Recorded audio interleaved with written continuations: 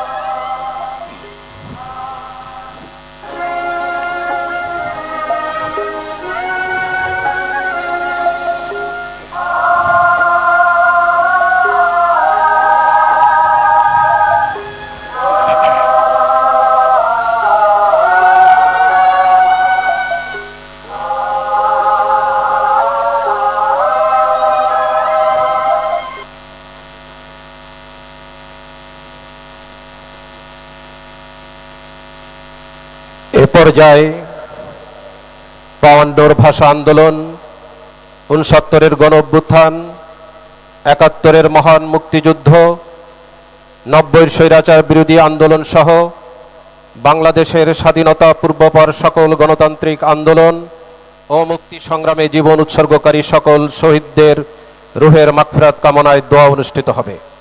দোয়া পরিচালনা করবেন ঢাকা বিশ্ববিদ্যালয় কেন্দ্রীয় মসজিদের সিনিয়র ইমাম খতিব হাফেজ মাওলানা নাজির মাহমুদ। সকলকে পশ্চিম দিকে মুখ করে দাঁড়ানোর জন্য বিশেষভাবে অনুরোধ করা হচ্ছে। আল্লাহুম্মা আমিন। রব্বানা যালামনা আনফুসানা ওয়া ইল্লাম তাগফির লানা ওয়া তারহামনা লানাকুনান্না মিনাল খাসিরিন।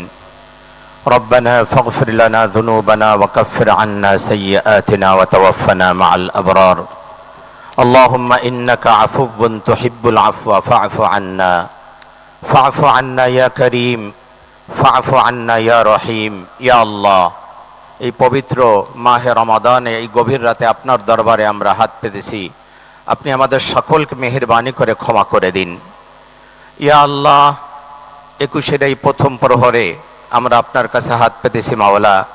52 ভাষা আন্দোলনে যারা শাহাদাত বরণ করেছিলেন সকলকে আপনি জান্নাতুল ফেরদাউস নসিব করে দিন। ইয়া আল্লাহ, 71-এ যারা শাহাদাত বরণ করেছিলেন